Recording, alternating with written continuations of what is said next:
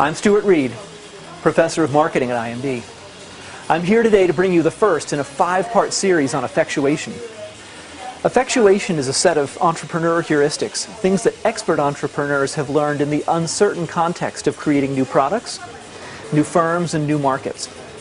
In today's episode, we'll look at the first of those heuristics, using the means you have available to you.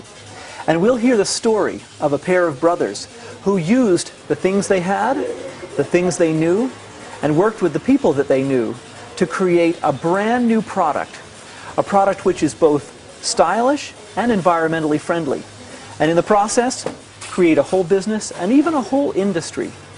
Let's take a look in detail about how this story came about. It's a story about a couple of brothers. Two brothers from Switzerland named Daniel and Marcus Freitag. They're sons of a PR man and a social worker, and they grew up in Switzerland in the 1970s. During the 1970s, they saw the gas crisis. They saw Switzerland enter the ecological movement. They became bicycle fanatics, using bicycles as their primary means of transportation in Zurich. And in the course of using their bicycles in the city, they also came to realize that the carrying products, the bags which people use to carry things on their bicycles, especially the bike messengers in Switzerland, were inadequate for the kind of weather people would face in Zurich, the wet and the cold. And they couldn't find anything on the market that was suitable for them to be able to use to carry things around safely on their bicycles in Switzerland. But looking out from their apartment window, what they saw was opportunity. They saw trucks going by with very strong truck tarpaulins on the outside, protecting the contents of the truck from the elements of the Swiss winter. They saw trash, seat belts, bike inner tubes. They thought to themselves, we can take these pieces and put them together and build a much stronger bag that would be able to withstand the rain and the damp of the Swiss winter and be able to make carrying things on a bicycle safer and more comfortable. They thought to themselves, we could even recycle these things and create new products from other people's trash. And so, in 1993, they got a hold of a used truck tarpaulin, washed it in their own bathtub, sewed it together on their own sewing machine, using bike inner tubes to seal the seams, and using second-hand car seat belts as shoulder straps. The bags were incredibly popular among the very hip bike messenger community in Zurich in the early 1990s, as they not only were comfortable and provided good weather protection for the contents, but also because each was unique, as individual as the tarpaulin it was cut from. Word spread, and people started to buy the bags for more than delivering goods on bicycles. They started to buy bags to have something unique, which they would carry around town or even to the office. And so, Daniel and Marcus responded by making a wider variety of bags, small bags and computer bags, handbags and duffel bags, a whole line of Freitag bags, all based on the same elements they started with, recycled materials from trucks and cars and bikes. What's interesting about this story is that Daniel and Marcus did not start out with a grand vision. What they started out with were the things that they had at hand, materials that they could get for free, equipment they already had available, knowledge they already had from their own upbringing and their own personal experiences, bike messengers they already knew, and each other. A lot of people think that new products, new firms, and new markets are a function of vision or insight, some brilliant thing that somebody wakes up with in the middle of the night. But in reality, a lot of the stories behind the products and companies that we know and love today are much more emergent, assembled from the means that people had at hand at the time.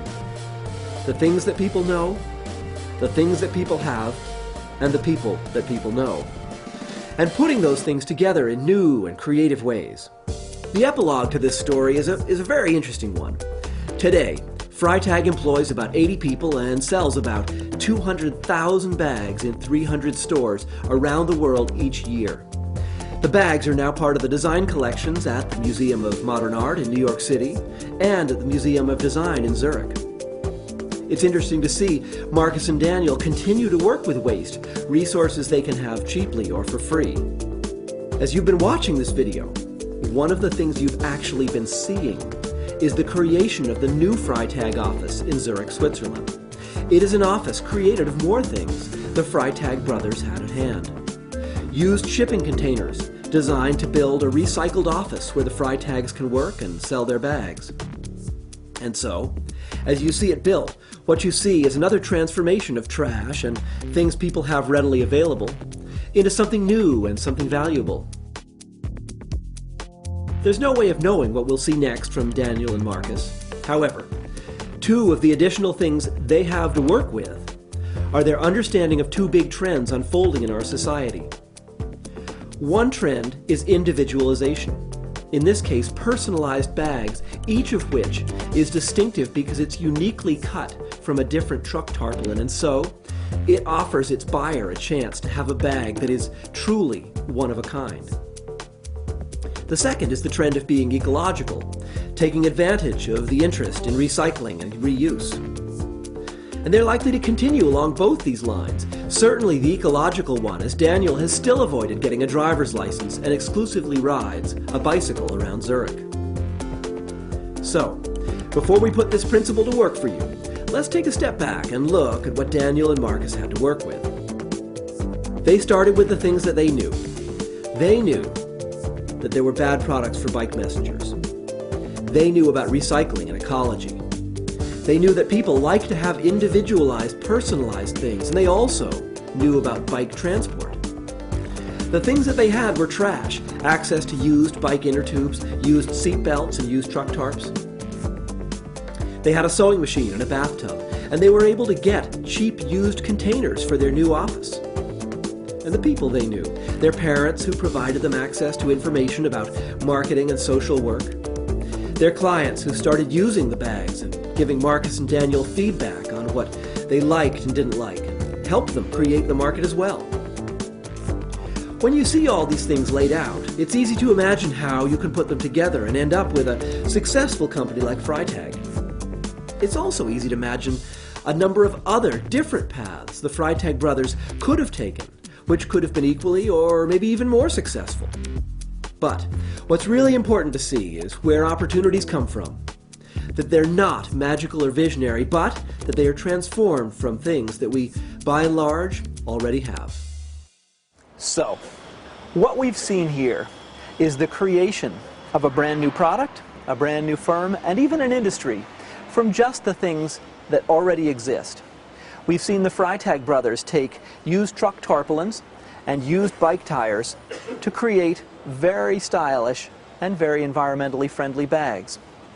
More generally, what we learn from this is that new products and new businesses and new opportunities are less a function of divine inspiration and more a function of the things that you already have. Things that you know, people that you know, and assets that you already have. The most important thing is to take those and transform them in some interesting way into something that is both novel and valuable. Starting with your means works because it lets you do three things. First, it lets you get going right away. Your means are yours and you have them now. You don't have to wait for somebody to generate a used truck tarpaulin for you. Second, it gives you an advantage. Nobody else has the same means as you, and so by virtue of using what you have and the things that you know them better than somebody else. And the third thing is, it lets you get going inexpensively. Your means are yours, and you don't have to wait for investment or to purchase them in order to get started. So hopefully this has helped you with the first step of effectuation. From this, I'm hoping you'll do two things. One is, use the exercise which I have provided to inventory your own means and find out what foundations you might have for new opportunities, new firms, new products. And the second thing is, I hope you'll join me for the remaining 4 episodes covering the other 4 principles of effectuation.